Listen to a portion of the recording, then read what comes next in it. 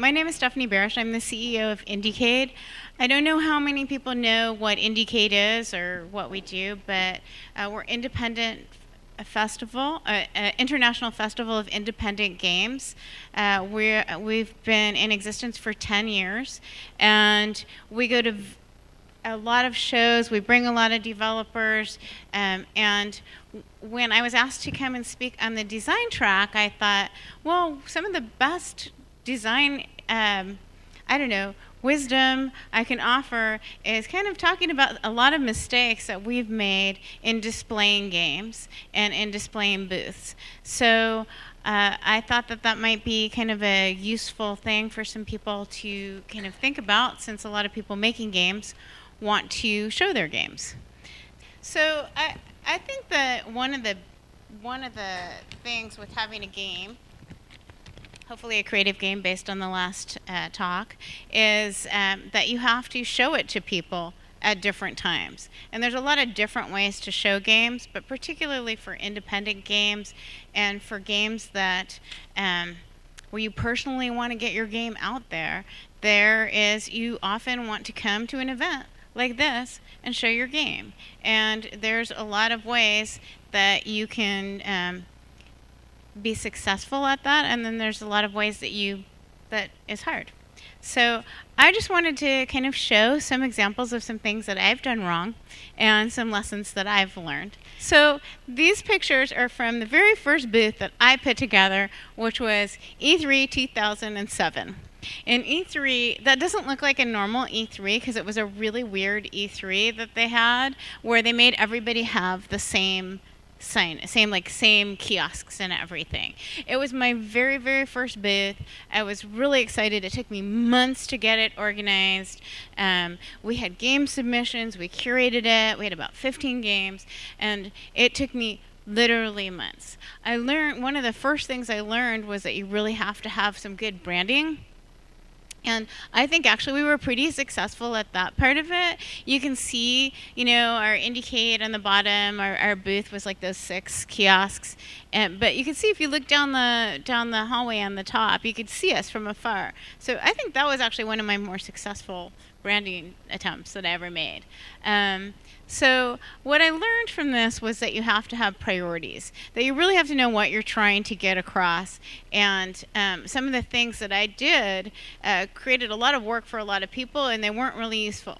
For instance, we all decided to make cookies. We figured for sure if we had cookies, people would come to our booth. It was kind of homemade. It's indie. It would be really cool. So we stayed up all night making cookies, which was really fun and actually did get us into Kotaku because we made all these cookies. But, it probably wasn't like the top priority of what we should have been doing before the booth. But I would do that again. The other thing I did was we worked with a lot of people, and we made this really beautiful video.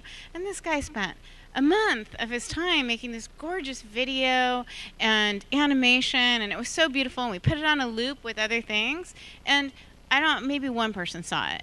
And I realized that you really have to have priorities in terms of what you ask other people to do when you're putting together something like that, and what is kind of like, what is your priority? Okay, I'm going to try and hit the right button this time. The next booth I did was E3 E4All 2007. This show is now defunct. It was a crazy show. They decided to do an E3 where like everybody in the world could go to it. And we didn't have much money, and I tried to do a close-up to show you what a really bad idea I had for the art direction. I was like, we're indie. Let's have graffiti, pieces of paper, things for people to draw on. And so we taped pieces of paper around, and we scribbled on them. And if you look at our booth, it looks like a trash. It's ridiculous. So we just looked terrible. We had the same cool blue signs. Those worked. But the whole idea of using the roadie cases and having trash everywhere made our booth not look good. So I really learned right away that art direction is kind of a skill and probably shouldn't maybe be my skill. So I just wanted to show this picture. I learned, this is the next year, what our booth looked like at the same show. All clean and pretty, and it had pictures and a couch and a carpet and little stools. So I improved. So then we ran our first Indiecade festival, and we wanted it to be really creative. So we learned, we got some artists in there, they graffitied the walls. We're still into the graffiti. It was a long time ago, that's why I put it in black and white, just so you knew. So one of the things that I learned right at this show was furniture is really important. We didn't have the kiosks, and we thought, oh, IKEA has these really stylish little chairs and these little tables. We're going to have a really stylish display. It's really important. And if you look at that guy sitting in the black and white picture, look how comfortable he looks. I mean, the chairs were like, I think they were kids' stools, like from the child section. So it was completely ridiculous. It looked okay, but that one picture in the corner, it was all literally like this high. So that was really a bad idea. And then this game, in the bottom corner on the left, is a game developer who's talking. We gave artist talks, but there was like no space for him to talk. His game was down there, and he was talking. So that was really, you know, a mistake. And as you know, I put in the notes there, we forgot to put signage up. So you didn't really know which game was which, but, you know, it was a good art experience, and people enjoyed it. On the bottom right, we were successful in actually projecting games. And that, you know, seemed like a really neat kind of future for us. The next show we did was in Europe, and we learned a lot about the placement, but we put things up too high. Look at this poor kid. Like, it was great for the adults, but the kid couldn't see, you know, the things. But we kind of went the other direction, and the developers weren't like that thrilled not having chairs or signs. Still, we were having a signage problem here, but you know, we're still kind of like learning. But you know, where you put your monitor, where your developer stands, your signage, it's all really, really important. And in my notes, I'll talk about some of the things I learned. But just in terms of signs, I mean, I don't know if people are like displaying games, but like a sign like this is really cool because you can stand and you don't ever, you know, all the logos are everywhere. And if you stand in front of one, it's okay. You're not standing in front of another. But if you see where our sign was there, we put our logo smack in the middle. So everybody was constantly standing in front of our sign, and you couldn't see who we were. And when game developers come into our booth doing that, we try and advise them how to put their signs. Okay, the next one, I don't even have a picture of our booth. This was such a disaster. I really suggest before you go to display your game anywhere, you know your audience. Know exactly who you're trying to reach and what you're trying to get across. We went because we had the opportunity to go. We had this really, actually fairly large booth at PAX. It was, you know, a neat event. And we're like, we'll bring something different. We're going to bring big games to PAX and do physical games. And we got there, and it was nobody had any idea what we were doing. We had one of the games was a guy dressed up in a waiter suit, and you know, they just thought he was a waiter. And we didn't have anybody, you know, we had people. In the end, we just ended up sitting around in our booth in a circle playing Mafia because we couldn't really, you know, it wasn't just the right environment for the kind of games that we had brought there. And we never went back to PAX, unfortunately.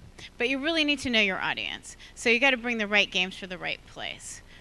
And make sure you're going to the right place. This is E3 a few years later. We got really popular, and one of the things that was an issue here that I just wanted to bring up was just laying out your booth.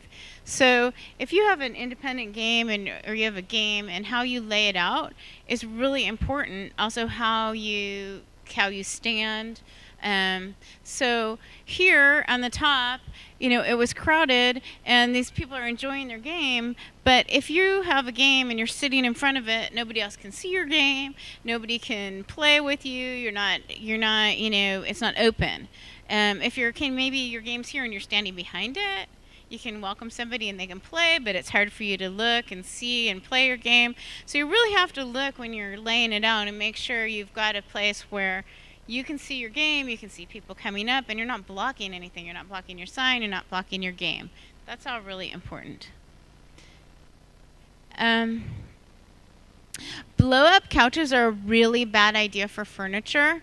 if you ever decide to go that direction. They're actually, if you're in a convention center where you have to pay to bring things in, they're a good idea in terms of they crumple up and you can carry them in. You don't have to pay for people to bring them in, and they're not so they're not heavy, so you can blow them up. But they take up a lot of space. People stick to them. They're hard to get up and in and out. So they're kind of a good idea and a bad idea. And then they take up a bunch of space, but thinking about the kind of furniture and then about overcrowding. So in this experience in 2010, we were so popular, our booth was overcrowded, and we put a dancing game in the middle of it, and there was no space for the people to dance. So that was kind of something that we learned by being like too popular, putting too much stuff in. But anyway, blow up furniture, pros and cons. And then I wanted to kind of jump to what we see now that's actually really successful. So now, this is last year or the year before, I think, at E3. And these are some of the groups. And you can see that people have done a really good job of, in our booth, getting signs where the text is overhead, so it's always in the shot. That the kind of furniture we use is now furniture where you can stand next to it, or you could use a bar stool, so we have that kind of option. That it's at a height that's kind of people height, not too high and not too low. That when we have, I guess you can't see this one, but when we have things that are multiplayer games, we have couches or warm, inviting places for people to sit. And that the people are really inviting. They bring you in, they draw you in. That's what they want to do. So that's really important. And then we have a lot of games, because this is Indiecade, but we have a lot of games that build spaces around them. So the woman sitting in the corner, her game was called A Beautiful Room, and she built a room in the middle, and it's just a room. You walk in the room. It's fantastic. The game up here is a meditation game, and they built a tent. The game you can't see on the left is a big installation with a huge sculpture, and then the escape room in a box had a giant box. So having pieces and things and stuff like that. The tent wasn't expensive, the box wasn't expensive, the room was crazy expensive, but stuff like that really is inviting, and it's an actual experience. And this is the direction that we all need to be going in. So this is where we are now, but it kind of took us on a journey to get there. So I made some notes in thinking about it. In fact, this kind of inspired me. I think I'm going to write a paper about it, because I've seen some things online, but I haven't seen anything that's really comprehensive. And after doing this in so many spaces in our own shows for so many years, I realized that we have a lot of advice that we can offer to people. So I just came up with some practical advice. I don't know if anybody's interested in that, but I will offer it anyway. When you go to a show, do not assume that you have anything like electricity or internet, especially internet. Never have your game online on anything. Bring power backup always. Lock everything up. People steal things, people take things, the people walk off with stuff.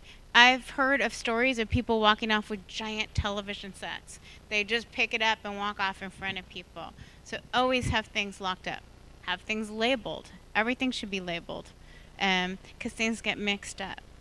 And so that's like really just kind of basics. Make sure, so game demos. So game demos are, of course, kind of at the meat of what you're doing. And you can have game demos that are long, they can be short, how many people are playing. I mean, it really depends on your game, but you have to think that through. How many people are you trying to get through to your game, and should you do a special build for them? That's just going to work. Or if it's a physical game, if it's a card game that's out, how are you going to have it displayed and also be able to play it? Do you need 2 copies of it? The amount of time and the number of players and how you organize that is really important for people getting a good experience. It's also really important to not have a dead screen. So there's no, you want something like your screensaver to be something. Maybe it's like a playthrough of your piece of your game, or maybe it's something. But have something, because you've got to compel people to come up to your screen. Just don't have a screen like that at all. This is not in like any kind of like super linear order. In terms of, okay, I talked about signage. In terms of selecting events, you need to select events based on your own goals, obviously. And there's some events that feel like they have a lot of prestige to go to, but they may not offer you everything you want. So you have to really think about, if you go to a big event like GDC or PAX, like what are you trying to get out of it? If you're trying to make an announcement at a place like that, it's very, very noisy. There's a lot of other stuff going on. It's hard to make a successful announcement in a place like that. But it's a great place to get other kind of feedback and make other kind of connections. So it kind of depends what you're trying to do. Smaller shows are really good for making announcements because there's less competition, and they're also usually better for having more quality interaction. So there's pros and cons to both kind of size show that you want to go to. And I think that it's really important to kind of know exactly what it is you're trying to get out of the show to get that good feedback. I talked about standing, like not standing in front of your signage, standing in front of your game, standing behind, inviting people. It's really important that you're inviting and friendly, so that people want to come and play your game. Often there'll be a game and it'll be sitting there, and what I see are people like walk around and they'll stand there, and you have to really kind of sometimes be proactive, and it's not always in everybody's nature to do that. So if it's not in your nature to do that, okay, but don't stand there like this guy in our last booth that had his arms crossed like this, and he looked so upset, and nobody wanted to play his game. So you really have to have that kind of interest, and that kind of being a little bit outgoing. Oh, I forgot in my supplies, don't forget to bring food and water and snacks, because you don't know if you're going to be able to get away. And water and snacks, because the convention food can be really expensive or bad. I mean, it could be good too, but just in case you can't get away, maybe like granola bars or something. The chairs. So I talked about the blow-up couches, or having chairs, or having cushions. So there's pros and cons to wanting to have a comfy space in your booth. One is people will come and like hang out, and often in a convention people want to come and hang out, so that's great. Just they may not always be the people you want to have sitting there hanging out in your booth. Like, they might be random people, but they could be the right people. So you just need to know that if you're making the choice to have couches in your space and chairs, which I highly advocate, you may not always have like your people in there, but it's a great way to have people in there and have them sitting there. It's just like in that picture with the blow-up thing. The guy goes in the middle of a really crowded booth because there's a couch, and he sits down on our blow-up couch and can't get out, and is like on his cell phone. So you want him playing our games, not doing that. Make sure when somebody comes up to your game that you find out who they are. You may not remember their name, that doesn't really matter, but you kind of want to know who they are. So are they a journalist? Are they a business person? Are they, any of that kind of thing is really important to know, because it'll change how you pitch or how you talk to them. So just kind of ask, like, what do you do? It really helps to know and to do that. Speaking of media, a lot of these events are great for PR. And some people have their own publicists, some people don't. We organize our spaces and provide publicists, but PR is really, often a reason why you want to go to these events. I really suggest making sure that you are either have a publicist and consult with somebody, so you have a plan, a publicity plan going in, or you get one that's on site. I think it's just useful just to at least consult with somebody. And then the other thing I was going to say is talk about was just making the experience like a game experience. So some people like to do things like they're like, oh, we're gonna have a tournament and that will bring people into our booth, and so or like a scavenger hunt, or we're gonna give away T-shirts, or we're gonna do something, and all of those things are really great to do in your booth, but they don't always work out as you expect. So if you're going to do something like that, you really have to study it to make sure that you can pull it off. It's extremely hard to run a tournament in your booth. People are wandering in and out and everything. It's easy to give things away, but if you want to give them away in a meaningful way, you have to actually think through the design of your booth to make sure people have an experience where they're actually having an experience like everywhere in your booth and your space that's relating back to your game. So we've been both successful and not successful at having like events in our booth, and I would say generally it's usually not completely worth the effort to do anything complicated. If you can do something simple that ties into your game that makes sense, go for it. It can be really effective. But if it's something complicated, then just like in game design, if it's too complicated, it really doesn't always work that well. And then I had one kind of thing I was thinking about with your booth, which is general branding. So you have to think about, and I've seen people do this on multiple ways. I don't know if there's an example here, but you can have kind of mixed message branding, and it's really important just to have the branding really clean. So if you're showing off a game, promoting both your company and the game title at the same time can be a little bit confusing. You want to have a really strong brand that's just showing exactly what you want people to see in that experience in your booth. So so being really clear and making sure that everything that you choose in your booth really reflects your brand. So, you know, spending the money and making sure everybody's wearing T-shirts that are part of that. Making sure you have signage that's good. Making sure if you have chairs that they're the right color so they match. Just really, some of those little details really help you brand the space. Just like I accidentally did at that first E3 with that bright blue. It really worked. And so, you know, of course, then we stopped using that bright blue, but it really did work, at least at that event. And I think, and that is a very kind of important aspect, is that overall branding of your space. So, in conclusion, I think that showing a game at a convention and like here, any kind of convention, is a really beneficial thing for getting the word out about your game. You can do publicity.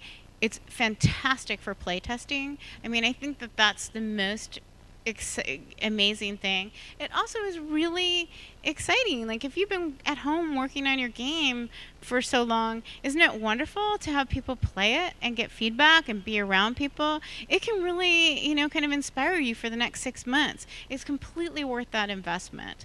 And then there's other like great things, like, you know, meeting the person who's showing next to you, who, you know, becomes your new best friend, or, you know, there's just so many wonderful kind of side unexpected things that happen based on it. So now, I'm not just saying that because it's been my profession to do these displays all these years. I really think that they're kind of wonderful, and it's a nice part of the game community to be able to access anything. I am open if anybody does want to ask me any questions, but thank you all very much.